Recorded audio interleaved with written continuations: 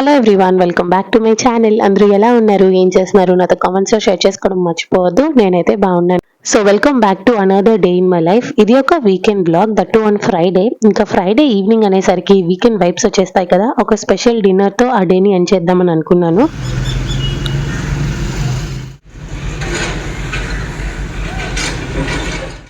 Good morning everyone. So starting another fresh day. పొద్దున్నే నాకు ఎంతో ఇష్టమైన మందార పూలు చూస్తే చాలు, ఆ బ్రైట్ కలర్స్ కి చాలా పీస్ఫుల్ గా అనిపిస్తుంది. ఇంకా వెంటనే వెళ్ళి క్విక్ గా రెడీ అయిపోయి ఇప్పుడైతే అమ్మని హాస్పిటల్ కి తీసుకెళ్తున్నాం.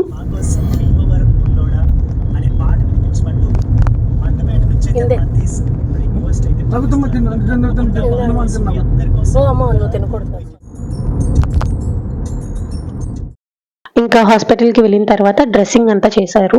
బట్ స్టిచెస్ అయితే ప్రెసెంట్ రిమూవ్ చేయనన్నారు. ఒక 2 days ఆగి మళ్ళీ రమ్మన్నారు అనమాట. ఇంకా సరే అని మెడికేషన్ అంతా తీసుకొని మేము బయలుదేరి ఇంటికి వచ్చేసాం.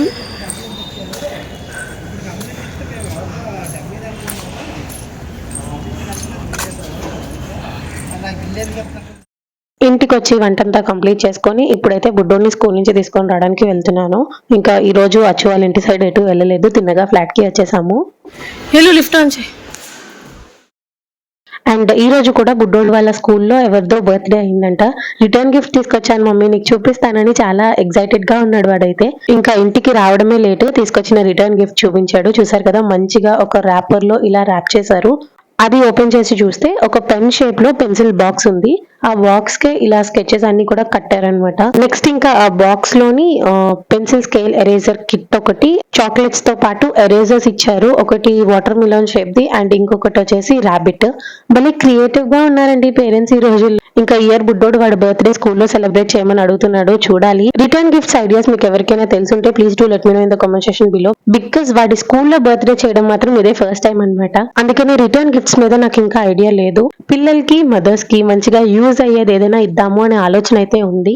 ఎగ్జాక్ట్ గా ఇది అని ఇంకా నేను ఏం ప్లాన్ చేసుకోలేదు. అఫ్ కోర్స్ ఇంకొక 3-4 months టైం అయితే ఉంది. అందుకనే మీ అందరి సజెషన్ కూడా తీసుకొని అప్పుడు ప్లాన్ చేద్దామని అనుకుంటున్నాను.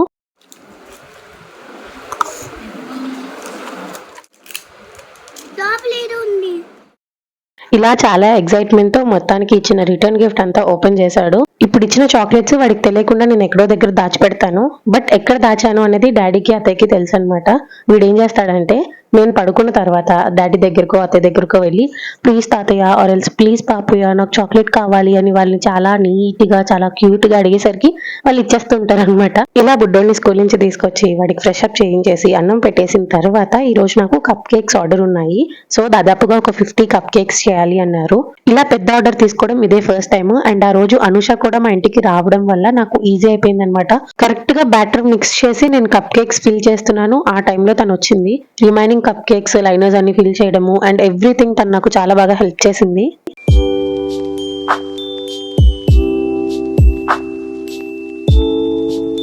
ఇంకా నా వర్క్ అంతా కంప్లీట్ చేసుకొని ఇప్పుడు బుడ్డోడిని చదివిస్తున్నాను. బుడ్డోడు చదువు విషయంలో నేను అసలు ఫోర్స్ చేయను. ఎప్పుడో 15 to 20 days కి ఒక్కసారి ఇలా రాయిస్తాను అంతే. అండ్ వాళ్ళ స్కూల్లో కూడా అంతా వర్చువల్ క్లాసెస్ అవుతాయి కాబట్టి వాడికి ఓరలే ఎక్కువ ఉంటుంది. కమింగ్ టు పీనట్ బటర్, నేను పీనట్ బటర్ ట్రై చేయడం ఇదే ఫస్ట్ టైం. బట్ టేస్ట్ అయితే చాలా బాగుంది. నేను ఫస్ట్ టైమే ఇది యూజ్ చేస్తున్నాను కాబట్టి రిమైనింగ్ పీనట్ బటర్స్ వేరే కంపెనీస్ ఎలా ఉంటాయో నాకు ఐడియా లేదు. నేను తెప్పించింది చాక్లెట్ పీనట్ బటర్, చాలా స్మూత్ గా ఉంటుంది. ఎక్కడా కూడా ఆ పీనట్ క్రంచెస్ అలాంటివి ఏవి ఉండదు. ఈవెన్ స్వీట్నెస్ కూడా ఏది ఉండదు అనమాట. మీరు కావాలి అనుకుంటే యాజ్ అ స్వీట్నర్ గా హనీ యాడ్ చేసుకోవచ్చు. డాడీకి మాత్రం ప్లెయిన్ గా ఇస్తాను, బట్ మేము తిన్నప్పుడు మాత్రం హనీ యాడ్ చేసుకుంటాము. And trust me guys, honey add చేసుకుంటే సేమ్ న్యూటెల్లా టేస్ట్ ఉంటుంది. ఒకసారి ఇంకా ఎవరైనా ట్రై చేయకపోతే పీనట్ బటర్ ట్రై చేయండి, హెల్త్ కి కూడా చాలా మంచిది. ఒకవేళ మీరు డైట్ చేస్తున్నారు అంటే ఏదో ఒక మీల్ ని రీప్లేస్ చేసుకోవచ్చు బ్రెడ్ విత్ పీనట్ బటర్ తో. అది మంచిగా హెల్ప్ అవుతుంది వెయిట్ లాస్ కి కూడా. అండ్ ఈ టోటల్ పీనట్ బటర్ కాస్ట్ వచ్చేసి 320 రూపీస్. నేనైతే ఇన్స్టామార్ట్ లో తీసుకున్నాను. And this is all about peanut butter. ఇప్పుడైతే డైరెక్ట్ గా డిన్నర్ ప్రిపరేషన్ లోకి వెళ్ళిపోదాం. ఎందుకనో ఈ మధ్య బాగా పూరి తినాలి అనిపిస్తుంది. బయట నుంచి పూరి ఆర్డర్ చేసుకుంటే అది అప్పడంలా బాగా ఆయిల్ తో ఉంటుంది అనమాట. సో ఎందుకు ఇంత ఆయిల్, అదే మనం ఇంట్లో ప్రిపేర్ చేసుకుంటే ఆయిల్ అంత అవ్వదు కదా. ఈ రోజు ఎలా అయినా ఆయిల్ పీల్చకుండా పూరీలు ప్రిపేర్ చేద్దామని అనుకున్నాను. సో దాని టిప్స్ ట్రిక్స్ అన్ని మీతో షేర్ చేసుకుంటాను. ఫస్ట్ అయితే పూరికి కాంబినేషన్ గా ఆలు కుర్మా ఎలా ప్రిపేర్ చేసుకోవాలో చూపిస్తా.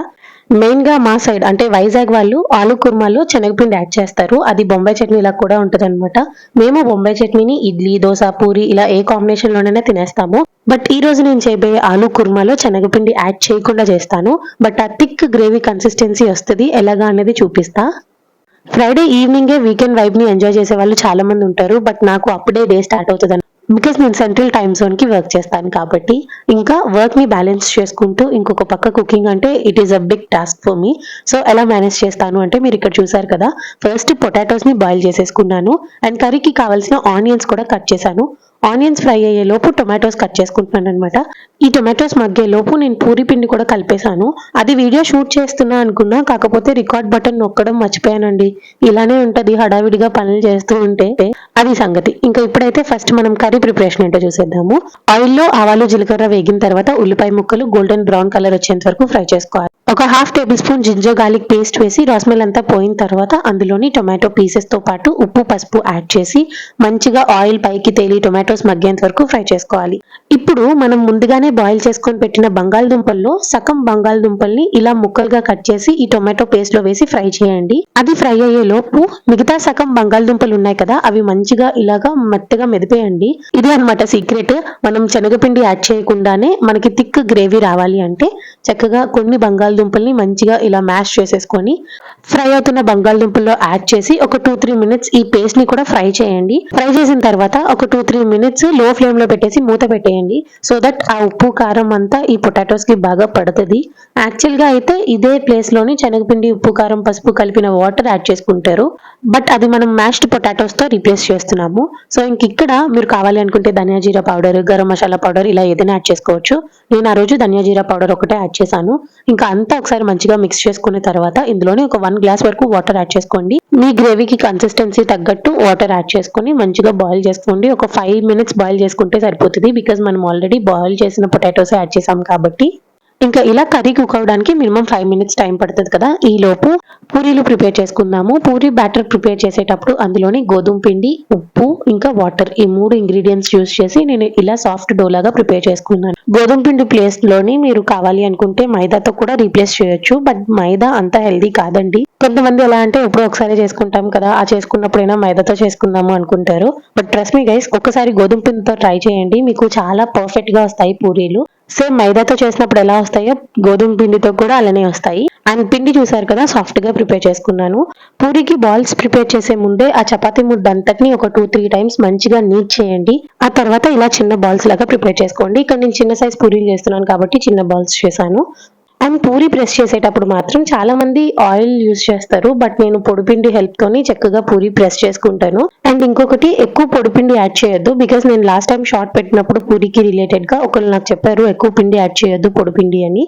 కొంచెం కొంచెం పొడిపిండి యాడ్ చేసుకొని పూరీని ప్రెస్ చేసుకోండి. అండ్ ప్రెస్ చేసేటప్పుడు మరీ పల్చగా పూరీలు చేసుకోవద్దు. కొంచెం థిక్నెస్ ఉండేలాగా చూసుకోండి. థిక్నెస్ ఉంటేనే పూరి పొంగుతుంది. పల్చగా చేస్తే కనుక పూరి ఆయిల్ పీల్ చేసి అప్పడం లాగా తయారవుతుంది అనమాట. సో ఇలా చూపిస్తున్నాను కదా, ఈ మాత్రం థిక్నెస్ అయితే కంపల్సరీ ఉండాలి.